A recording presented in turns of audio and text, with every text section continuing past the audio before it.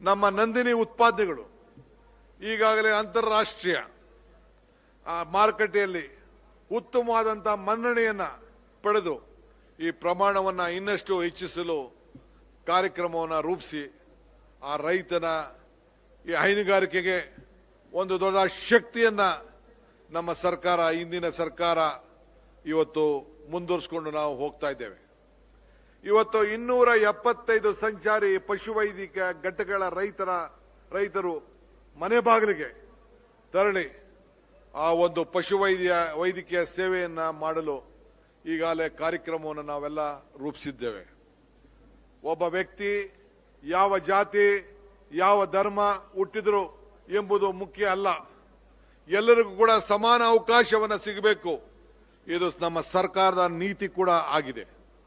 ಆದ್ರಿಂದ ಈ ವರ್ಷದಲ್ಲೇ 44,631 ಕೋಟಿ ರೂಪಾಯಿ ಪರಿಶಿಷ್ಟ ಜಾತಿ ಮತ್ತು ಪರಿಶಿಷ್ಟ ಪಂಗಡ ಕಲ್ಯಾಣಕ್ಕಾಗಿ ಮೀಸಲಿಟ್ಟಿದ್ದೇವೆ.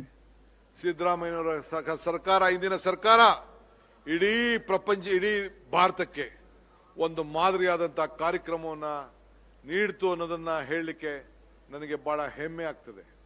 ನಮ್ಮ ವಸತಿ ಶಾಲೆಗಳು ವಿದ್ಯಾರ್ಥಿಗಳು SSLC ಪರೀಕ್ಷೆಯಲ್ಲಿ ಇವತ್ತು ಗ್ರಾಮೀಣ ಪ್ರದೇಶದಲ್ಲಿ 99% ಅಷ್ಟು ಉತ್ತೀರ್ಣವಾಗಿರುವುದು ಅವರಿಗೆ ಅಭಿನಂದನೆ ಸಲ್ಲಿಸಲಿಕ್ಕೆ ನನಗೆ ಬಹಳ ಹೆಮ್ಮೆ ಆಗ್ತದೆ. ಅದಕ್ಕೆ ಸಹಾಯವಾಗಿ ನಿಂತಂತ ನನ್ನ ಎಲ್ಲ ಶಿಕ್ಷಕ ವೃಂದದವರೆಗೂ ನನ್ನ ಕೋಟಿ ನಮಸ್ಕಾರಗಳನ್ನು ಅರ್ಪಿಸಲಿಕ್ಕೆ ನಾನು ಬಯಸ್ತಾ ಇದ್ದೇನೆ. ಹಿಂದುಳಿದ ವರ್ಗದ ಕಲ್ಯಾಣ 2026-27ರಲ್ಲಿ ಸುಮಾರು 4,000 ಕೋಟಿ ರೂಪಾಯಿ ಅನುದಾನವನ್ನ ಈಗಾಗಲೇ ನಾವು ಒದಗಿಸಿದ್ದೇವೆ. ಸಾಮಾಜಿಕ ನ್ಯಾಯ ಕೇವಲ ಮಾತಿನಿಂದ ಆಗಲಿಕ್ಕೆ ಸಾಧ್ಯ ಇಲ್ಲ. ಸಾಮಾನ್ಯ ಅವಕಾಶ ಮಾತ್ರ ಸಾಮಾಜಿಕ ನ್ಯಾಯವನ್ನ ನಿಜವಾಗಿ ಅವರ ಬದುಕಿನಲ್ಲಿ ನಾವು ಸದೃಢವಾದಂತಹ ಸಂಕಲ್ಪವನ್ನ ಉತ್ತೇಜನ ನೀಡಲಿಕ್ಕೆ ನಮ್ಮ ಸರ್ಕಾರ ಬದ್ಧವಾಗಿದೆ. ಈಗ 119ಕ್ಕೂ ಏಕಲವ್ಯ ಮಾದರಿ ವಸತಿ ಶಾಲೆಗಳು ಮೂಲಕ ನಮ್ಮ ಬುಡಕಟ್ಟು ಜನಾಂಗ ಅರಣ್ಯದಲ್ಲಿ ವಾಸವಾಗಿರುವಂತಹ ಮಕ್ಕಳ ಕನಸುಗಳನ್ನು ನಾವು ಶಕ್ತಿ ತುಂಬಿ 2,60,000 ವಿದ್ಯಾರ್ಥಿಗಳಿಗೆ ವಸತಿ ಶಾಲೆಯಲ್ಲಿ ಈಗಾಗಲೇ ಕಾರ್ಯಕ್ರಮಗಳನ್ನು ಈಗಾಗಲೇ ರೂಪಿಸಿ ಅವರಿಗೆ ಶಕ್ತಿಯನ್ನು ನಾವು ತುಂಬುತ್ತಾ ಇದ್ದೇವೆ. ಅಲ್ಪಸಂಖ್ಯಾತ ಸಮುದಾಯದ 8,60,000 ವಿದ್ಯಾರ್ಥಿಗಳಿಗೆ 494 ಕೋಟಿ ರೂಪಾಯಿ ಹಣವನ್ನ ಈಗಾಗಲೇ ವಿದ್ಯಾರ್ಥಿ ವೇತನವನ್ನ ಈಗಾಗಲೇ ನೀಡಿ ಅವರಿಗೆ ಒಂದು ಹೊಸ ರೂಪವನ್ನ ಕೊಟ್ಟು ಇವತ್ತು ನಾವು ಕಾರ್ಯಕ್ರಮವನ್ನು ರೂಪಿಸಿದ್ದೇವೆ. ವಿದ್ಯಾರ್ಥಿ ವೇತನ ಕೂಡ ಈಗಾಗಲೇ ಅವರ ಅಕೌಂಟ್ಗೆ ತಲುಪಿಸುವಂತ ಕಾರ್ಯಕ್ರಮವನ್ನು ನಮ್ಮ ಸರ್ಕಾರ ಹಮ್ಮಿಕೊಂಡಿದೆ. ಆರೋಗ್ಯವೇ ನಮ್ಮ ಮೊದಲ ಆದ್ಯತೆ. ಆರೋಗ್ಯ ಭಾಗ್ಯ ನಮ್ಮೆಲ್ಲರ ಭಾಗ್ಯ. ಸಾರ್ವಜನಿಕ ಆರೋಗ್ಯ ವ್ಯವಸ್ಥೆಯನ್ನ ನಿರಂತರವಾಗಿ ಬಲಪಡಿಸುವುದರಿಂದ ರಾಜ್ಯದ ನನ್ನ ತಾಯಂದಿರು ಮರಣದ ಪ್ರಮಾಣ 19% ಈಗಾಗಲೇ ಇಳಿಕೆಯಾಗಿದೆ. ಈಗಾಗಲೇ ಗರ್ಭಕೋಶಿಕ ಕ್ಯಾನ್ಸರ್, ಕ್ರಿಟಿಕಲ್ ಕ್ಯಾನ್ಸರ್ ತಡೆಗಾಗಿ ಅರ್ಧ ಬಾಲಕಿಯರ ಲಸಿಕೆಯನ್ನು ಕೂಡ ಈಗಾಗಲೇ ನೀಡುತ್ತಿದ್ದೇವೆ. ಜಲಭದ್ರತೆಗೆ ಕೂಡ ಒಂದು ದೊಡ್ಡ ಹೆಜ್ಜೆಯನ್ನು ಕೂಡ ಈಗಾಗಲೇ ಇಟ್ಟಿದ್ದೇವೆ. ನೀರಿಗಿಂತ ಅಮೂಲ್ಯವಾದದ್ದು ಮತ್ತೊಂದಿಲ್ಲ.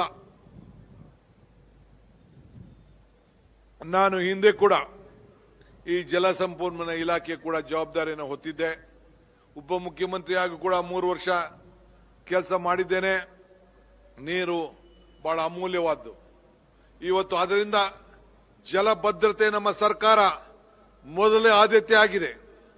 ಈ ವರ್ಷವೇ 16,000 ಕೋಟಿ ರೂಪಾಯಿ ಮೊತ್ತದ 112 ಕಾರ್ಯಕ್ರಮಗಳನ್ನು, ಪ್ರಮುಖ ಜಲಾಶಯ ಯೋಜನೆಗಳನ್ನ ಈಗಾಗಲೇ ನಾನು ಮತ್ತು ಸಿದ್ದರಾಮಯ್ಯನವರ ಅಧ್ಯಕ್ಷತೆಯಲ್ಲಿ, ಅವರ ಮುಖಂಡತ್ವದಲ್ಲಿ ಹಿಂದೆ ನಡೆದಂತಹ ಸಭೆಗಳಲ್ಲಿ ಅನುಮೋದನೆಯನ್ನು ಈಗಾಗಲೇ ನಾವು ನೀಡಿದ್ದೇವೆ.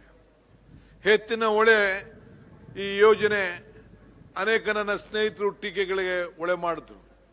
ಆದರೂ ಕೂಡ ಈ ಎತ್ತಿನೊಳೆ ಸಮಗ್ರ ಕುಡಿಯುವ ನೀರಿನ ಯೋಜನೆ ಮೊದಲನೇ ಹಂತ ಮುಗಿದಿದೆ. ಈಗಾಗಲೇ ನವೆಂಬರ್ ವೇಳೆಗೆ ತುಮಕೂರು ಜಿಲ್ಲೆಗೆ ತಲುಪಿಸಲು ಈಗಾಗಲೇ ಕಾರ್ಯಕ್ರಮವನ್ನು ನಾವು ರೂಪಿಸಿದ್ದೇವೆ. ಕರ್ನಾಟಕ ಹಿಂದೆಂದೂ ಕಂಡಂತ ಪ್ರಮಾಣದಲ್ಲಿ ನಮ್ಮ ಸರ್ಕಾರ ಮೂಲ ಸೌಕರ್ಯಗಳನ್ನು ನಿರ್ಮಿಸಲಾಗ್ತಿದೆ. ಕಳೆದ ಒಂದು ವರ್ಷದಲ್ಲೇ 1663 ಕಿಲೋಮೀಟರ್ ಇವತ್ತು ರಾಜ್ಯದ ಹೆದ್ದಾರಿಗಳು, 3000 ಕಿಲೋಮೀಟರ್ ಪ್ರಮುಖ ಜಿಲ್ಲಾ ರಸ್ತೆಗಳು, 112 ಹೊಸ ಸೇತುವೆಗಳನ್ನು ನಿರ್ಮಿಸಲು ಈಗಾಗಲೇ ಕಾರ್ಯಕ್ರಮವನ್ನು ರೂಪಿಸಿ ಈಗಾಗಲೇ ಕೆಲಸ ಕೈಗೊಂಡಿದ್ದೇವೆ. ಗ್ರಾಮಗಳು, ಪಟ್ಟಣಗಳು ಮತ್ತು ಮಾರುಕಟ್ಟೆಗಳು ಉತ್ತಮವಾಗಿ ಸಂಪರ್ಕಗೊಂಡಿದ್ದೇವೆ. ಇವತ್ತು ನಮ್ಮ ಸರ್ಕಾರ ಬಂದ ಮೇಲೆ 3 ವರ್ಷದಿಂದ ಪ್ರಗತಿ ಪಥ ಯೋಜನೆಯಡಿ 5200 ಕೋಟಿ ರೂಪಾಯಿ ಹೂಡಿಕೆಯಿಂದ 7100 ಕಿಲೋಮೀಟರ್ ಗ್ರಾಮೀಣ ರಸ್ತೆಯ ಮೇಲ್ದರ್ಜೆಗೆ ಏರಿಸಲು ಈಗಾಗಲೇ ಕಾರ್ಯಕ್ರಮವನ್ನು ಕೊಟ್ಟು ಆ ಯೋಜನೆಗಳು ಉತ್ತಮವಾಗಿ ಕೆಲಸ ನಡೀತಾ ಇದೆ.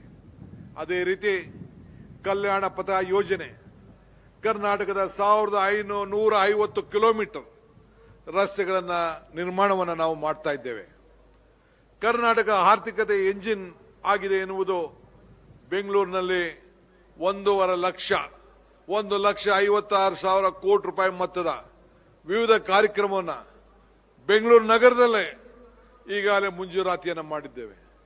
ಇದಕ್ಕೆ ಈಗಾಗಲೇ ನನ್ನ ಸಹೋದರ ಕೃಷ್ಣ ಬೈರೇಗೌಡರಿಗೆ ಈ ಕಾರ್ಯಕ್ರಮವನ್ನು ನಡೆಸಬೇಕು ಅಂತೇಳಿ ಆ ಜವಾಬ್ದಾರಿಯನ್ನು ಇವತ್ತು ನಾವು ನೀಡಿದ್ದೇವೆ.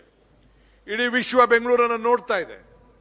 ಆ ದೃಷ್ಟಿಯಿಂದ ಬೆಂಗಳೂರಿಗೆ ನಾಗರಿಕರಿಗೆ 1.5 ಕೋಟಿ ಜನಸಂಖ್ಯೆ ಇರುವಂತಹ ಈ ನಾಗರಿಕೆ ಉತ್ತಮವಾದಂತಹ ಸೌಲಭ್ಯವನ್ನು ಕೊಡಬೇಕು ಅಂತ ಹೇಳಿ ಇವತ್ತು ಈ ಕಾರ್ಯಕ್ರಮಗಳನ್ನು ನಾವು ರೂಪಿಸಿದ್ದೇವೆ. 3ನೇ ಹಂತ ಮೆಟ್ರೋ ಪೂರ್ಣಗೊಂಡಂತ ಬಳಿಕ ಈ ಮೆಟ್ರೋ ಮಾರ್ಗದಲ್ಲಿ 220 ಕಿಲೋಮೀಟರ್ ವಿಸ್ತರಣೆ ಆಗಲಿದೆ. ನಮ್ಮ ಮೆಟ್ರೋ ಇಡೀ ಭಾರತ ದೇಶದಲ್ಲಿ 2ನೇ ಮೆಟ್ರೋ ಆಗಿರೋದು ನಮ್ಮೆಲ್ಲರೂ ಕೂಡ ದೊಡ್ಡ ಹೆಮ್ಮೆ ಆಗಿದೆ. ಇವತ್ತು 55,000 ಕೋಟಿ ರೂಪಾಯಿ ವೆಚ್ಚದಲ್ಲಿ ನಗರ ಪ್ರಮುಖ ರಸ್ತೆಗಳನ್ನು ಅಭಿವೃದ್ಧಿಪಡಿಸಲು ಕಾರ್ಯಕ್ರಮಗಳನ್ನು ಈಗಾಗಲೇ ನಾವು ಆರಂಭವನ್ನು ನಾವು ಮಾಡಿದ್ದೇವೆ. ಬಂಧುಗಳೇ, 2 ದಶಕಗಳಿಂದ ನಿಂತಿದ್ದಂತ ಪೆರಿಫೆರಲ್ ರಸ್ತೆ ಇಂದಿನ ಅನೇಕ ನಾಯಕರುಗಳು ತೀರ್ಮಾನ ಮಾಡಿದ್ರು. ಅದಕ್ಕೆ ಹೊಸ ರೂಪವನ್ನು ಕೊಟ್ಟು ಬೆಂಗಳೂರು ಬಿಸಿನೆಸ್ ಕಾರಿಡಾರ್ ಎಂಬ ಹೊಸ ಹೆಸರನ್ನ ಕೊಟ್ಟು ಹೊಸ ಸ್ವರೂಪದಲ್ಲಿ 117 ಕಿಲೋಮೀಟರ್ ಬೆಂಗಳೂರಿನ ರಸ್ತೆಗಳಲ್ಲಿ ಇವತ್ತು ನಾವು ಏನು ಟ್ರಾಫಿಕ್ ದಟ್ಟಣೆಯನ್ನು ನಿಲ್ಲಿಸಬೇಕು ಅಂತೇಳಿ 26,000 ಕೋಟಿ ರೂಪಾಯಿಯನ್ನ ವೆಚ್ಚದಲ್ಲಿ ನಿರ್ಮಾಣ ಮಾಡಬೇಕು ಅಂತೇಳಿ ಇವತ್ತು ಆ ಕಾರ್ಯಕ್ರಮವನ್ನು ಈಗಾಗಲೇ ಚಾಲನೆ ಕೊಟ್ಟಿದ್ದೇನೆ. ಇದಲ್ಲದೆ ಬೆಂಗಳೂರು ಬಿಸಿನೆಸ್ ಕಾರಿಡಾರ್ ಅಡಿಯಲ್ಲಿ ಎಲೆಕ್ಟ್ರಾನಿಕ್ ಸಿಟಿಯಿಂದ ಈಗಾಗಲೇ ಮೈಸೂರು ರಸ್ತೆ ಮುಖಾಂತರ ತುಮಕೂರು ರಸ್ತೆಗೆ ತಲುಪಲು 68 ಕಿಲೋಮೀಟರ್ 12 ಪಥ ರಿಂಗ್ ರಸ್ತೆಯನ್ನ ನಿರ್ಮಾಣವನ್ನು ಮಾಡಲು ಈ ಕಾರ್ಯಕ್ರಮವನ್ನು ಈಗಾಗಲೇ ತೆಗೆದುಕೊಂಡಿದ್ದೇವೆ. ಇದು ನೆಲಮಂಗಲ ಬಳಿ ಇರುವಂತಹ ತುಮಕೂರು ರಸ್ತೆಗೆ ಜೋಡಿಸುವಂತ ಈ 44 ಕಿಲೋಮೀಟರ್ ಬೆಂಗಳೂರು ಬಿಸಿನೆಸ್ ಕಾರಿಡಾರ್ ರಸ್ತೆ ಸೇರಲಿದೆ ಎಂಬುದನ್ನು ತಿಳಿದುಕೊಳ್ಳಿಕ್ಕೆ ನನಗೆ ಬಹಳ ಸಂತೋಷ ಆಗ್ತದೆ. ಈಗಾಗಲೇ ಅಧಿಸೂಚನೆ ಕೂಡ ನಾನೀಗಾಗಲೇ ಹೊರಡಿಸಿದ್ದೇನೆ. ಈ ಯೋಜನೆಯಿಂದ ಭೂಮಿಗೆ ಕೊಟ್ಟಂತ ನನ್ನ ರೈತರಿಗೆ, ಭೂಮಿ ಮಾಲೀಕರಿಗೆ ಇಡೀ ದೇಶದಲ್ಲೇ ನನಗೆ ಬಹಳ ಸಂತೋಷ ಆಗ್ತದೆ. ಇಡೀ ದೇಶದಲ್ಲೇ ಒಂದು ಮಾದರಿಯಾದಂತಹ ಪರಿಹಾರವನ್ನ ಆ ರೈತರಿಗೋಸ್ಕರ ಕೊಟ್ಟಿದ್ದೇವೆ. ಹೊಸ ಪ್ಯಾಕೇಜ್ ಅನ್ನ ನಿರ್ಮಾಣ ಮಾಡಿದ್ದೇವೆ. ನಗರದ ನಗದು ಪರಿಹಾರ ಈಗ ಇವತ್ತಿನ ಬೆಲೆಗೆ ಅನುಗುಣವಾಗಿ ಅವ್ರಿಗೆ ಆ ಬೆಲೆಗಿನ್ನ 2ರಷ್ಟು ಹಣವನ್ನು ಕೊಟ್ಟು ಜೊತೆಗೆ ಟಿಡಿಆರ್ ಅಭಿವೃದ್ಧಿಪಡಿಸಲು ಅವಕಾಶವನ್ನು ಮಾಡಿಕೊಟ್ಟು ನಿವೇಶನ ಪಡೆದಂತ ನಮ್ಮ ನಿವೇಶನ ಕಳ್ಕೊಂಡ ನಿವೇಶನ ಕೂಡ ಅವರಿಗೆ ಅವಕಾಶವನ್ನು ಮಾಡಿಕೊಟ್ಟು ಜೊತೆಗೆ ವಾಣಿಜ್ಯ ನಿವೇಶನ ಕೂಡ ಅವರಿಗೆ ಕೊಟ್ಟು ಅದರ ಜೊತೆಯಲ್ಲಿ FIR ಅನ್ನು ಕೂಡ ಸೌಲಭ್ಯವನ್ನು ಭೂ ಮಾಲೀಕರಿಗೆ ಕೊಡಲು ಒಂದು ದೃಢವಾದಂತ ನಿರ್ಧಾರವನ್ನ ಸಿದ್ದರಾಮಯ್ಯನವರ ಸಂಪುಟದಲ್ಲಿ ನಾವು ಕೈಗೊಂಡಿದ್ದೇವೆ. ನನಗೆ ಬಹಳ ಹೆಮ್ಮೆ ಆಗ್ತದೆ. ಇನ್ನು ಮುಂದಿನ 2 ವರ್ಷದಲ್ಲಿ ಆ ಯೋಜನೆಗೆ ಒಂದು ಹೊಸ ರೂಪ ಬಂದು ನೀವೆಲ್ಲ ಆ ಯೋಜನೆಯ ರಸ್ತೆಯಲ್ಲಿ ಓಡಾಡಲು ಖಂಡಿತ ಅವಕಾಶ ಸಿಗ್ತದೆ. ಬೆಂಗಳೂರು ಜನರಿಗೆ ಉತ್ತಮವಾದಂತಹ ಆಡಳಿತವನ್ನ ಸುರಕ್ಷತೆಯನ್ನ ನೀಡಲು ಐತಿಹಾಸಿಕ ಹೆಜ್ಜೆಯಾಗಿ ಬೆಂಗಳೂರು ಗ್ರೇಟರ್ ಪ್ರಾಧಿಕಾರ ಹಾಗೂ 5 ಮಹಾನಗರ ಪಾಲಿಕೆಯನ್ನ ಈಗಾಗಲೇ ನಾವು ರಚಿಸಿದ್ದೇವೆ. ಆಡಳಿತದಲ್ಲಿ ಜನರ ಮನೆ ಬಾಗಿಲಿಗೆ ಕೊಂಡೊಯ್ಯುವ ಈ ಮಹತ್ವವಾದಂತಹ ಕೆಲಸವನ್ನ ಯಶಸ್ವಿಯಾಗಿ ಪೂರ್ಣಗೊಂಡಿದ್ದೇವೆ. ಬೆಂಗಳೂರು ಜನಸಂಖ್ಯೆ ತಮಗೆ ಗೊತ್ತಿದೆ. ಈಗ ಮತ್ತೊಂದು ಮಹತ್ವವಾದಂತಹ ಹೆಜ್ಜೆಯನ್ನ ಕೊಂಡಿದ್ದೇವೆ. ಬೆಂಗಳೂರು ಪೊಲೀಸ್ ಕಮಿಷನರೇಟ್ ಪ್ರಾರಂಭ ಆದಾಗ ಬರೀ ಕೇವಲ 10 ಲಕ್ಷ ಜನಸಂಖ್ಯೆಗೆ ಕಮಿಷನರೇಟ್ ಪ್ರಾರಂಭ ಆಗಿತ್ತು. ಈಗ ಅದನ್ನು ವಿಂಗಡಿಸಿ ಅಗತ್ಯ ಇರುವ ಕಡೆ ಹೊಸ ಪೊಲೀಸ್ ಠಾಣೆಗಳನ್ನ ಸ್ಥಾಪಿಸಿ ಇದರಿಂದ ಕಾನೂನು ಮತ್ತು ಸುವ್ಯವಸ್ಥೆಯನ್ನ ಇನ್ನಷ್ಟು ಉತ್ತಮವಾಗಿ ನೋಡಿಕೊಳ್ಳಲು ಇವತ್ತು ಸಾಧ್ಯವಾಗಲಿಕ್ಕೆ ಕಾರ್ಯಕ್ರಮವನ್ನು ಈಗಾಗಲೇ ನಾವು ರೂಪಿಸಿದ್ದೇವೆ. ಬೆಂಗಳೂರು ಟ್ರಾಫಿಕ್ ಸಮಸ್ಯೆಗೆ ಪರಿಹಾರವನ್ನ ಕ್ರಮ ಕೈಗೊಳ್ಳಲು ಈಗಾಗಲೇ ಬೆಂಗಳೂರು ಗ್ರೇಟರ್ ಬೆಂಗಳೂರು ಪ್ರಾಧಿಕಾರ ಮತ್ತು ಸಂಚಾರ ಪೊಲೀಸ್ ವ್ಯವಸ್ಥೆಯನ್ನು ನಡೆಸಲು ಉತ್ತಮವಾದಂತಹ ಹೊಂದಿಕೆಯಿಂದ ಕೆಲಸ ಮಾಡಲು ಈಗಾಗಲೇ ಕಾರ್ಯಕ್ರಮವನ್ನು ನಾವು ರೂಪಿಸಿದ್ದೇವೆ. ಈಗಾಗಲೇ ಬೆಂಗಳೂರು ಜನತೆಗೆ ಭಯಮುಕ್ತವಾದಂತಹ ವಾತಾವರಣ, ಬೆಂಗಳೂರು ನಾಗರಿಕ ಭಯಮುಕ್ತವಾದಂತಹ ವಾತಾವರಣ, ಅದಕ್ಕೋಸ್ಕರ ಅದನ್ನ ನಿರ್ಮಾಣವನ್ನು ಮಾಡಬೇಕು ಅಂತೇಳಿ ಆಂಟಿ ರೌಡಿ ಸ್ಕ್ವಾಡ್ ರಚಿಸಲು ಈಗಾಗಲೇ ತೀರ್ಮಾನವನ್ನು ನಾವು ಮಾಡಿದ್ದೇವೆ.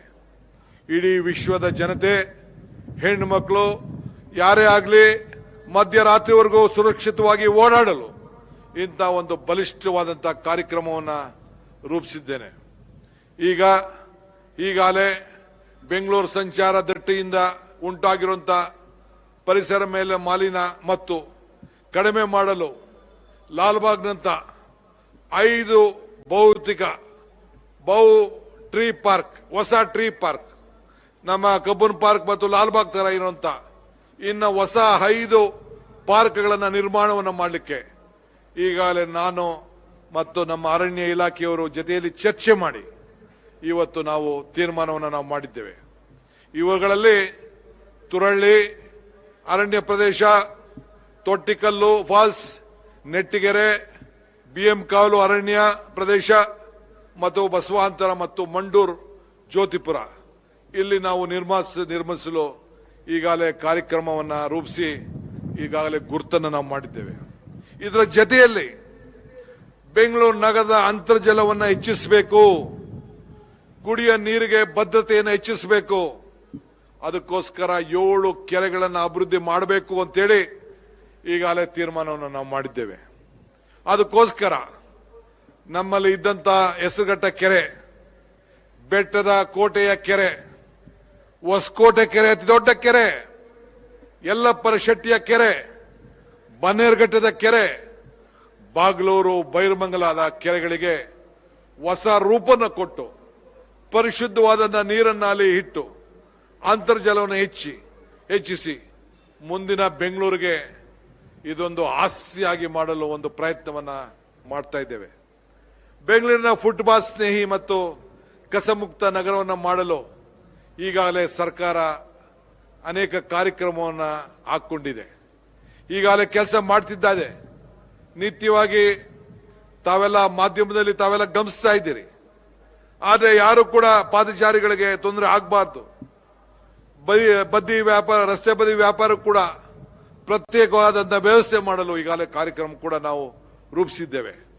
ಆದ್ರಿಂದ ಈಗಾಗಲೇ ಹೆಚ್ಚುತ್ತಿರುವಂತಹ ವಾಹನ ನಿರ್ಮಾಣ ವೆಚ್ಚ ಮತ್ತು ಅಪಘಾತವನ್ನ ವೇಳೆ ಇವತ್ತು ವಿಮೆ ಹಣ ಪಡೆಯುವ ಸಾಮಾನ್ಯ ಕುಟುಂಬಗಳಿಗೆ ಒಂದು ದೊಡ್ಡ ಸವಾಲು ಕೂಡ ಇವತ್ತು ಆಗಿದೆ. ಆದ್ರಿಂದ ಇವತ್ತು ನಾವು ಕರ್ನಾಟಕ ರಾಜ್ಯದ ಒಂದು ಹೊಸ ಕಾರ್ಯಕ್ರಮವನ್ನ ನಮ್ಮ ಜನರಿಗೆ ವಾಹನವನ್ನು ಯಾರ್ಯಾರು ಇಟ್ಕೊಂಡಿದ್ದೀರಿ ಅವ್ರಿಗೊಂದು ವಿಮೆಯನ್ನ ಕರ್ನಾಟಕ ರಾಜ್ಯದಲ್ಲಿ ಸರ್ಕಾರ ಸಂಬಂಧಿಸಿದಂತೆ ಒಂದು ಹೊಸ ವಿಮೆ ಸೇವೆಯನ್ನ ನೀಡಲು ಕರ್ನಾಟಕ ರಾಜ್ಯದ ಮೋಟಾರ್ ವಾಹನಗಳ ವಿಮೆ ಸಂಸ್ಥೆಯನ್ನ ಸ್ಥಾಪನೆ ಮಾಡಲು ಈಗಾಗಲೇ ಪ್ರಾರಂಭವನ್ನು ಮಾಡಿದ್ದೇವೆ. ಬೇರೆಗೆ ಖಾಸಗಿಯವರ ಜೊತೆಯಲ್ಲಿ ನಾವು ಈಗಾಗಲೇ ಕಾಂಪಿಟೇಷನ್ಗೆ ಕೂಡ ನಾವು ಸಿದ್ಧ ಆಗಿದ್ದೇವೆ. ನಮ್ಮ ರಾಜ್ಯದ ತೆರಿಗೆ ನಮ್ಮ ರಾಜ್ಯದಲ್ಲಿ ಇನ್ಶೂರೆನ್ಸ್ ನಮ್ಮ ರಾಜ್ಯದ ಜನತೆಯ ಪಾಲಾಗಬೇಕು ಅನ್ನೋದು ನಮ್ಮ ಆಸೆ. ಹೂಡಿಕೆ ಮತ್ತು ಕೈಗಾರಿಕೆಯಲ್ಲಿ ಕರ್ನಾಟಕ ಮುಂಚೂಣಿಯಲ್ಲಿದೆ. ಇಡೀ ಕರ್ನಾಟಕ ಒಂದು ಭಾರತದ ಆರ್ಥಿಕ ಬದಲಾವಣೆಯ ನಾಯಕತ್ವವನ್ನು ಕಳೆದ 3 ವರ್ಷದಲ್ಲಿ ಈಗಾಗಲೇ ತಾವು ಗಮನಿಸ್ತಾ ಇದ್ದೀವಿ. ವಿಶ್ವ ನಮ್ಮ ಭಾರತವನ್ನು ನೋಡ್ತಾ ಇದೆ. ಅದು ಬೆಂಗಳೂರು ಮುಖಾಂತರ, ಕರ್ನಾಟಕದ ಮುಖಾಂತರ ಭಾರತವನ್ನು ನೋಡ್ತಾ ಇದೆ. 134 ಲಕ್ಷ ಕೋಟಿಗಳು ಅಧಿಕ ಮೊತ್ತದ 945 ಹೂಡಿಕೆ ಪ್ರಸ್ತಾವನೆಯನ್ನ ಈಗಾಗಲೇ ಅನುಮೋದನೆಯನ್ನು ಕೂಡ ನಾವು ನೀಡಿದ್ದೇವೆ. ಕಳೆದ 1 ವರ್ಷದಲ್ಲಿ 112 ಲಕ್ಷ ಕೋಟಿ ವಿದೇಶಿ ನೇರ ಬಂಡವಾಳ FDI ಫಾರಿನ್ ಡೈರೆಕ್ಟ್ ಇನ್ವೆಸ್ಟ್ಮೆಂಟ್ ಆಕರ್ಷಿಸಿದ್ದೇವೆ. ರಾಜ್ಯದ ಜನರಿಗೆ 6ನೇ ಗ್ಯಾರಂಟಿಯಾಗಿ ಆಸ್ತಿ ಮಾಲೀಕತ್ವದ ಗೊಂದಲದಿಂದ ಮುಕ್ತಗೊಳ್ಳಲು ಭೂ ಗ್ಯಾರಂಟಿಯನ್ನು ಆರಂಭಿಸಿದ್ದೇವೆ. ಈಗಾಗಲೇ ಬೆಂಗಳೂರು ನಗರದಲ್ಲಿ 26 ಲಕ್ಷ ಆಸ್ತಿ ಮಾಲೀಕರಿಗೆ ನೇರವಾಗಿ ಅವರ ಈ ಖಾತೆಯನ್ನ ಡಿಜಿಟಲ್ ರೂಪದಲ್ಲಿ ಕೊಡಲು ಈಗಾಗಲೇ ಮಾರ್ಗದರ್ಶನ ಕೊಟ್ಟು ಈಗಾಗಲೇ ತಮ್ಮ ಮನೆ ಬಾಗಿಲಿಗೆ ತಲುಪಿಸುವಂತ ವ್ಯವಸ್ಥೆಯನ್ನು ನಾವು ಮಾಡಿದ್ದೇವೆ. ಇದಲ್ಲದೆ ಎಲ್ಲ ನಮ್ಮ ಗ್ರಾಮೀಣ ಪ್ರದೇಶದ ಜನರಿಗೂ ಕೂಡ ಈ ನಮ್ಮ ಕಾರ್ಯಕ್ರಮದ ಗುರಿಯನ್ನು ಇಟ್ಕೊಂಡು ಇವತ್ತು ಈಗಾಗಲೇ ಕೃಷ್ಣ ಬೈರೇಗೌಡರು ನಮ್ಮ ರೆವಿನ್ಯೂ ಮಿನಿಸ್ಟರ್ ಆಗಿದ್ದಂಥ ಸಂದರ್ಭದಲ್ಲಿ ಅವರು ಮತ್ತು ಪಂಚಾಯತ್ ರಾಜ್ ಇಲಾಖೆ ಇಬ್ರು ಸೇರಿ 101 ಕೋಟಿ 11 ಲಕ್ಷ ಜನರಿಗೆ ಆ ಖಾತೆಯ ವ್ಯವಸ್ಥೆಯನ್ನ ಮಾಡಿ ಅವರ ಮನೆ ಬಾಗಿಲಿಗೆ ಆ ದಾಖಲೆಗಳನ್ನು ಒದಗಿಸಿಕೊಳ್ಳಲು ಈಗಾಗಲೇ ಕಾರ್ಯಕ್ರಮವನ್ನು ರೂಪಿಸಿರುವುದು ತಮಗೆಲ್ಲ ತಿಳಿದಂತ ವಿಚಾರ. ನಮಗೆ ಅತಿ ಹೆಚ್ಚು ಹೆಮ್ಮೆ ತಂದಿದೆ. ಈ ಭೂಮಿ ಗ್ಯಾರಂಟಿ ನಮ್ಮ 6ನೇ ಗ್ಯಾರಂಟಿ. ಇವತ್ತು ಡಿಜಿಟಲ್ ರೂಪಕ್ಕೆ ಇದನ್ನು ನಾವು ತಂದಿದ್ದೇವೆ. ಎಲ್ಲ ಕಾರ್ಯಕ್ರಮಗಳನ್ನು ಇವತ್ತು ಈ ಗುರಿಯನ್ನ ಉದ್ದೇಶ ಮತ್ತು ಬದ್ಧತೆ ಏನೆಂದರೆ ಈ ಎಲ್ಲ ಕಾರ್ಯಕ್ರಮದ ಮಧ್ಯದಲ್ಲಿ ನಮ್ಮ ಯುವಜನರು ಉದ್ಯೋಗಗಳಾಗಿರಬೇಕು, ರೈತರು ಸಮೃದ್ಧಿಯಾಗಿರಬೇಕು, ಮಹಿಳೆಯರು ಸ್ವಾವಲಂಬಿಗಳಾಗಿರಬೇಕು, ನಮ್ಮ ಮಕ್ಕಳು ವಿದ್ಯಾವಂತರಾಗಿರಬೇಕು, ಕಾರ್ಮಿಕರು ಗೌರವದಿಂದ ಬಾಳಬೇಕು, ಹಿರಿಯ ನಾಗರಿಕರು ಬದುಕು ಸುರಕ್ಷಿತವಾಗಿರಬೇಕು, ಸುರಕ್ಷತೆಯಿಂದ ಓಡಾಡಬೇಕು ಎನ್ನುವುದು ನಮ್ಮ ಬದ್ಧತೆ. ಈಗಾಗಲೇ ಮಾಡಿರುವ ಕೆಲಸಗಳಿಂದ ನಾನು ಮತ್ತು ನಮ್ಮ ಸರ್ಕಾರ ಬಹಳ ತೃಪ್ತಿ ಆಗಿಲ್ಲ ಇನ್ನ. ಆದ್ರಿಂದ ಈ ದಿಕ್ಕಿನಿಂದ ಹೊಸ ಕಾರ್ಯಕ್ರಮಗಳನ್ನು ನಮ್ಮ ಈ ಸ್ವಾತಂತ್ರ್ಯದ ದಿನ ಈ ವೇದಿಕೆಯಲ್ಲಿ ನಿಂತು ಘೋಷಣೆ ಮಾಡಲಿಕ್ಕೆ ನನಗೆ ಬಹಳ ಸಂತೋಷ ಆಗ್ತಾ ಇದೆ. ಇವತ್ತು ಉದ್ಯೋಗ ಅವಕಾಶಕ್ಕೋಸ್ಕರ ಈಗಾಗಲೇ ಮುಖ್ಯಮಂತ್ರಿಗಳ ಉದ್ಯೋಗ ಸಂಕಲ್ಪ ಕಾರ್ಯಕ್ರಮವನ್ನು ಈಗಾಗಲೇ ಆರಂಭವನ್ನು ನಾವು ಮಾಡಿದ್ದೇವೆ. ಈ ಯೋಜನೆ ಅಡಿಯಲ್ಲಿ ಕೆಳಗಿನಲ್ಲಿ ಕೆಲಸಗಳು ಇವತ್ತು ಅನೇಕ ಕಾರ್ಯಕ್ರಮವನ್ನು ರೂಪಿಸ್ತಾ ಇದ್ದೇವೆ. ಸರ್ಕಾರಿ ಹುದ್ದೆಗಳನ್ನು ಭರ್ತಿ ಮಾಡಿ ಸರ್ಕಾರದ ವಲಯದಲ್ಲಿ ಖಾಲಿ ಇರುವಂತ ಇವತ್ತು ಎಲ್ಲ ಹುದ್ದೆಗಳನ್ನು ಭರ್ತಿ ಮಾಡಲು ನಮ್ಮ ಮೊದಲು ಆದ್ಯತೆಯಾಗಿದೆ. ಈಗಾಗಲೇ ವಿವಿಧ ಇಲಾಖೆಗಳಲ್ಲಿ ಸುಮಾರು 72,000 ಹುದ್ದೆಗಳನ್ನು ತುಂಬಿಸುವ ಪ್ರಕ್ರಿಯೆಯನ್ನು ಈಗಾಗಲೇ ನಾವು ಆರಂಭವನ್ನು ನಾವು ಮಾಡಿದ್ದೇವೆ. ಮುಂದಿನ 6 ತಿಂಗಳುಗಳಲ್ಲಿ ಎಲ್ಲ ಹುದ್ದೆಗಳಿಗೆ ಭರ್ತಿ ಮಾಡಲು ಈಗಾಗಲೇ ಕಾರ್ಯಕ್ರಮಗಳನ್ನು ನಾವು ರೂಪಿಸಿದ್ದೇವೆ. ನಮ್ಮ ಯುವಕರಿಗೆ ಖಾಸಗಿ ಕ್ಷೇತ್ರದಲ್ಲಿ ಕೆಲಸ ಮಾಡಲು ಹೊಸ ಉದ್ಯೋಗ ಸೇತುವೆ ಉದ್ಯೋಗ ಬೇಕಾದವರು ಮತ್ತು ಉದ್ಯೋಗವನ್ನ ಪಡ್ಕೊಳ್ಳೋರು, ಉದ್ಯೋಗವನ್ನ ಖಾಸಗಿಯವರಿಗೆ ಒಂದು ಉದ್ಯೋಗ ಸೇತು ಎಂಬ ಹೊಸ ಯೋಜನೆಯನ್ನ ಆರಂಭಿಸಿದ್ದೇವೆ. ಉದ್ಯೋಗ ನಿಧಿ ಎಂಬ ಹೊಸ ಯೋಜನೆ ಈಗಾಗಲೇ ಆರಂಭಿಸಲಾಗಕ್ಕೆ ಒಂದು ದೊಡ್ಡ ಕಾರ್ಯಕ್ರಮ ರೂಪಿಸಿದ್ದೇವೆ. ರಾಜ್ಯದಲ್ಲಿ ಅತ್ಯಂತ ಹಿಂದುಳಿದ ಜಿಲ್ಲೆಗಳಿಗೆ ಹೊಸ ಉದ್ಯೋಗ ಸ್ಥಾಪಿಸಲು ಉದ್ಯಮಗಳಿಗೆ ಸರ್ಕಾರ ಪ್ರೋತ್ಸಾಹವನ್ನು ನೀಡುವಂತ ಕಾರ್ಯಕ್ರಮ ಕೂಡ ಹಮ್ಮಿಕೊಂಡಿದೆ. ಪ್ರತಿ ಹೊಸ ಉದ್ಯೋಗ ಕೊಡೋರಿಗೆ ಪ್ರತಿ ತಿಂಗಳು ನಾವು ಪ್ರೋತ್ಸಾಹ ಧನವನ್ನು ಸುಮಾರು 2,500 ರೂಪಾಯಿಯನ್ನ ನೀಡಲು ಈಗಾಗಲೇ ನಾವು ಕಾರ್ಯಕ್ರಮವನ್ನು ರೂಪಿಸಿದ್ದೇವೆ. ಈ ಸೌಲಭ್ಯ ಮುಂದಿನ 2 ವರ್ಷವರೆಗೂ ಕೂಡ ಯಾರು ಉದ್ಯೋಗವನ್ನು ಸೃಷ್ಟಿ ಮಾಡ್ತೀರಿ ಆ ಎಲ್ಲ ಉದ್ಯಮಗಳಿಗೆ ಈ ಅವಕಾಶವನ್ನು ನಾವು ಕಲ್ಪಿಸಿಕೊಡ್ತೇವೆ. ಇದರಿಂದ 1 ಲಕ್ಷ ಉದ್ಯೋಗಗಳಿಗೆ ಅನುಕೂಲ ಆಗ್ತದೆ.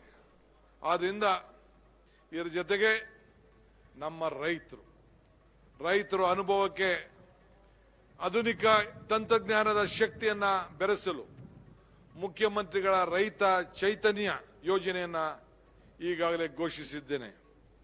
ಡ್ರೋನ್ ಮತ್ತು ಉಪಗ್ರಹಗಳು ಏನು ಈಗ ಹೊಸ ತಂತ್ರಜ್ಞಾನದಲ್ಲಿ ಉಪಗ್ರಹ ಚಿತ್ರಗಳ ಮೂಲಕ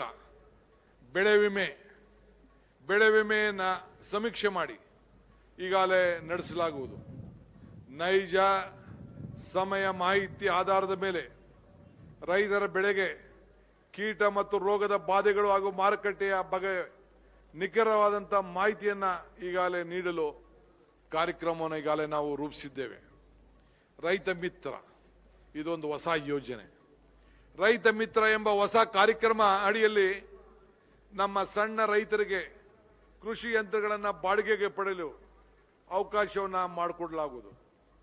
ಟ್ರ್ಯಾಕ್ಟರ್ಗಳನ್ನು ಬಾಡಿಗೆಗೆ ಪಡೆದುಕೊಳ್ಳಬಹುದು.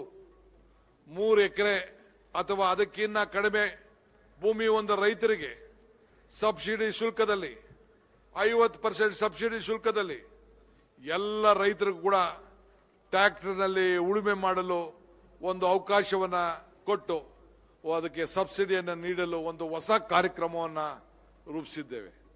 ರೈತನಿಗೆ ಆರ್ಥಿಕವಾದಂಥ ಶಕ್ತಿ ಕೊಡಬೇಕಾದ್ದು ನಮ್ಮ ಕರ್ತವ್ಯ. ಅವನ ಬದುಕಿನಲ್ಲಿ ಭಾಗಿಯಾಗಬೇಕಾದ್ದು ನಮ್ಮ ಸರ್ಕಾರದ ಕರ್ತವ್ಯ. ಇವತ್ತು ಕರ್ನಾಟಕದಲ್ಲಿ ಕೈಗಾರಿಕಾ ಅಭಿವೃದ್ಧಿ, ಇವತ್ತು ಕರ್ನಾಟಕ ರಾಜ್ಯದ ಕೈಗಾರಿಕಾ ಅಭಿವೃದ್ಧಿಗೆ ಹಲವು ಕಾರ್ಯಕ್ರಮಗಳನ್ನು ಈಗಾಗಲೇ ಕೈಗೊಂಡಿದ್ದೇವೆ. ದೊಡ್ಡಬಳ್ಳಾಪುರದಲ್ಲಿ ಅಡ್ವಾನ್ಸ್ ಮ್ಯಾನುಫ್ಯಾಕ್ಚರ್ ಕ್ಲಸ್ಟರ್ ಅನ್ನು ಈಗಾಗಲೇ ಸ್ಥಾಪನೆ ಮಾಡಲು ಕಾರ್ಯಕ್ರಮವನ್ನು ರೂಪಿಸಿದ್ದೇವೆ. ಇಡೀ ಇದರಡಿಯಲ್ಲಿ 20,000 ಕೋಟಿ ರೂಪಾಯಿ ಹೂಡಿಕೆ ಬದ್ಧತೆ ಬಂಡವಾಳವನ್ನು ಮಾಡಲು ಈಗಾಗಲೇ ಅನೇಕ ಸುಮಾರು ಜನ ಉದ್ಯೋಗಸ್ಥರೆಲ್ಲ ಮುಂದೆ ಬಂದಿದ್ದಾರೆ. ಈ ಯೋಜನೆ ಅಡಿಯಲ್ಲಿ ಈ ಯೋಜನೆ ಅಡಿಯಲ್ಲಿ ಸುಮಾರು 3 ಲಕ್ಷ ಉದ್ಯೋಗಿಗಳಿಗೆ ಅವಕಾಶವನ್ನು ಸೃಷ್ಟಿಯಾಗಲಿದೆ. ಬ್ರ್ಯಾಂಡ್ ಬೆಂಗಳೂರು ಅಡಿಯಲ್ಲಿ 5 ಜಾಗತಿಕ ತಂತ್ರಜ್ಞಾನ ಕೇಂದ್ರಗಳನ್ನು ಈಗಾಗಲೇ ಬೆಂಗಳೂರು ಮಾದರಿಯಲ್ಲಿ ಹೊರಗಡೆ ನಮ್ಮ 2 ಟೈರ್ 3 ಟೈರ್ ಸಿಟಿಗಳಲ್ಲಿ ಈಗಾಗಲೇ ಕೇಂದ್ರಗಳಲ್ಲಿ ಗುಲ್ಬರ್ಗ, ಬೆಳಗಾಂ, ಹುಬ್ಳಿ, ಧಾರವಾಡ, ಮಂಗಳೂರು, ಮೈಸೂರಿನಲ್ಲಿ ಈಗಾಗಲೇ ಸ್ಥಾಪನೆ ಮಾಡಬೇಕು ಅಂತೇಳಿ ಹೊಸ ಕಾರ್ಯಕ್ರಮಗಳನ್ನು ರೂಪಿಸಿದ್ದೇವೆ. ಅಲ್ಲಿ ಜನರಿಗೆ ಉದ್ಯೋಗ ಒದಗಿಸಿಕೊಡಬೇಕು. ಬೆಂಗಳೂರು ರೀತಿಯಲ್ಲಿ ಆ ನಗರಗಳನ್ನು ಬೆಳೆಸಬೇಕು. ಇದು ನಮ್ಮ ಕಾರ್ಯಕ್ರಮ ಕೂಡ ಆಗಿದೆ. ಗ್ರಾಮೀಣ ವಿದ್ಯಾರ್ಥಿಗಳಿಗೆ ಒಂದು ಹೊಸ ಸಹಾಯ ಹಸ್ತ ಎಂಬ ಹೊಸ ಯೋಜನೆಯನ್ನ ಜಾರಿಗೆ ತರಲಾಗುವುದು. 1ರಿಂದ 10ನೇ ತರಗತಿಯನ್ನ ಪಡೆದಂತ ಗ್ರಾಮೀಣ ಸರ್ಕಾರಿ ಶಾಲೆಗಳಲ್ಲಿ, ನಮ್ಮ ಗ್ರಾಮೀಣ ಪ್ರದೇಶದ ಸರ್ಕಾರಿ ಶಾಲೆಯಲ್ಲಿ ವಿದ್ಯಾಭ್ಯಾಸವನ್ನು ಮಾಡ್ತಿರುವಂತ ವಿದ್ಯಾರ್ಥಿಗಳಿಗೆ ಈಗಾಗಲೇ ಪ್ರತಿ ವೃತ್ತಿಪರ ಕೋರ್ಸ್ಗಳಿಗೆ ಪ್ರವೇಶದಲ್ಲಿ 15% ಕೊಡ್ತಾ ಇದ್ದೇವೆ. ಆದರೆ ನಾವು ಗ್ರಾಮೀಣ ಶಾಲೆಗಳಲ್ಲಿ ಅಂದ್ರೆ ಗೌರ್ಮೆಂಟ್ ಶಾಲೆಗಳಲ್ಲಿ ಯಾರು ವಿದ್ಯಾಭ್ಯಾಸವನ್ನು ಮಾಡ್ತಾ ಇದ್ದಾರೆ ಅದರಲ್ಲಿ 7.5% ಅನ್ನ ಮೀಸಲಾತಿಯನ್ನ ನೀಡಲು ಈಗಾಗಲೇ ಸರ್ಕಾರ ತೀರ್ಮಾನವನ್ನು ಮಾಡಿದೆ. ಇದರ ಮೂಲಕ ನಮ್ಮ ಸರ್ಕಾರಿ ಶಾಲೆಯಲ್ಲಿ ಓದುವಂತ ನಮ್ಮ ಮಕ್ಕಳು ವೈದ್ಯಕೀಯ, ಇಂಜಿನಿಯರ್ ಸೇರಿದಂತೆ ಅನೇಕ ಗುಣಮಟ್ಟ ವೃತ್ತಿಪರ ಉನ್ನತ ಶಿಕ್ಷಣಕ್ಕೆ ಬಾಗಿಲನ್ನು ನಾವೀಗಾಗಲೇ ತೆರೆದಿದ್ದೇವೆ. ಇದು ಒಂದು ನಮ್ಮ ಸರ್ಕಾರಿ ಶಾಲೆಗಳಲ್ಲಿ ಓದ್ತಿರುವಂತಹ ಗ್ರಾಮೀಣ ಮಕ್ಕಳಿಗೆ ಒಂದು ಸುವರ್ಣವಾದಂತಹ ಅವಕಾಶ. ರಾಜ್ಯದ ಪ್ರತಿಯೊಂದು ಪಟ್ಟಣ ನಗರಗಳಿಗೆ ರಿಂಗ್ ರೋಡ್ ಹಾಗೂ ಮೂಲ ಮೊಬಿಲಿಟಿ ಗ್ರಿಡ್ ಅನ್ನ ನಗರ ಯೋಜನೆಗಳ ಮೂಲಕ ಜಾರಿಗೆ ತರಲು ಒಂದು ಹೊಸ ಕಾರ್ಯಕ್ರಮವನ್ನು ರೂಪಿಸಿದ್ದೇವೆ. ಟ್ರಾಫಿಕ್ ಜಾಮ್ ಟೌನ್ಗಳಲ್ಲಿ ಆಗ್ತಾ ಇದೆ. ಅದನ್ನು ತಪ್ಪಿಸಬೇಕು ಅಂತೇಳಿ ಇಡೀ ರಾಜ್ಯದ ಎಲ್ಲ ಟೌನು ಮತ್ತು ನಗರಗಳಿಗೆ ಒಂದು ರಿಂಗ್ ರೋಡ್ ಸ್ಥಾಪನೆ ಮಾಡಲು ಆ ಗ್ರಿಡ್ ಅನ್ನ ಈಗಾಗಲೇ ನಾವು ರೂಪಿಸ್ತಾ ಇದ್ದೇವೆ. ಇದನ್ನ ನಾವು ಕೇಂದ್ರ ಸರ್ಕಾರ ಕೂಡ ನಮ್ಮ ಚಿಂತನೆಗೆ ಅಭಿನಂದನೆಯನ್ನ ಸಲ್ಲಿಸಿದೆ. ನನ್ನ ಮಹತ್ವಾಕಾಂಕ್ಷದ ಈ ಅಭಿವೃದ್ಧಿಯ ತೇರನ್ನ ಹೇಳಿಲ್ಲ. ಇವತ್ತು ಕೇವಲ ನನ್ನ 2 ಕೈಗಳು ಸಾಲದು. ಕನ್ನಡ ಕೋಟಿ ಕೈಗಳು ನನ್ನ ಜೊತೆ ಕೈ ಜೋಡಿಸ್ಬೇಕು. ನೀವೆಲ್ಲ ಸೇರಿ ಈ 7 ಕೋಟಿ ಜನತೆ ಈ ರಾಜ್ಯದಲ್ಲಿರೋರೆಲ್ಲ ಕಡೆ ಸೇರಿ ಕೈ ಜೋಡಿಸಿದಾಗ ಮಾತ್ರ ಇದು ಸಾಧ್ಯ. ಬನ್ನಿ, ಅಭಿವೃದ್ಧಿಯ ತೇರನ್ನ ಒಟ್ಟಾಗಿ ಎಳೆಯೋಣ. ನನ್ನ ನಂಬಿ ಇಲ್ಲಿವರೆಗೂ ಕರೆತಂದು ನಾಡಿನ ಜನತೆಗೆ ಇವತ್ತು ನಾನು ಸಾಕ್ಷಿಗುಡ್ಡೆ ಉಳಿಸಲು ನೀವು ನನಗೆ ಶಕ್ತಿಯನ್ನು ತುಂಬಬೇಕು ಅಂತ ಹೇಳಿ ತಮ್ಮಲ್ಲಿ ನಾನು ಪ್ರಾರ್ಥನೆ ಮಾಡ್ತಾ ಇದ್ದೇನೆ. ನಾನು ಸಾಕ್ಷಿ ಗುಡ್ಡೆಯನ್ನ ಖಂಡಿತ ಉಳಿಸ್ತೇನೆ. ಕೊನೆಯದಾಗಿ ವಿಶ್ವಮಾನದ ಸಂದೇಶ ಕುವೆಂಪುರವರ ಅನಿಕೇತನದ ಸಾಲುಗಳನ್ನ ನೆನಪಿಸಿಕೊಳ್ಳುತ್ತೇನೆ. 100 ಮತದ ಹೊಟ್ಟ ತೂರಿ ಎಲ್ಲ ತತ್ವದ ಹೆಲೆ ಮೀರಿ ನಿರ್ಗಂಧವಾಗಿರಿ ಹೇರಿ ಓ ನನ್ನ ಚೇತನ ಹಾಗೂ ನಿನ್ನ ಅನಿಕೇತನ. ಈ ಮಾತುಗಳನ್ನ ಕನ್ನಡ ಮಣಿದ ಮೌಲ್ಯಗಳಾಗಿವೆ. ಈ ಮೌಲ್ಯಗಳನ್ನ ನಮ್ಮ ನಿತ್ಯದ ಬದುಕಿನಲ್ಲಿ ನಾವೆಲ್ಲರೂ ಕೂಡ ಪಾಲಿಸೋಣ. ಮಾನವನ ಧರ್ಮಕ್ಕೆ ಜಯವಾಗಲಿ. ಜೈ ಹಿಂದ್, ಜೈ ಕರ್ನಾಟಕ.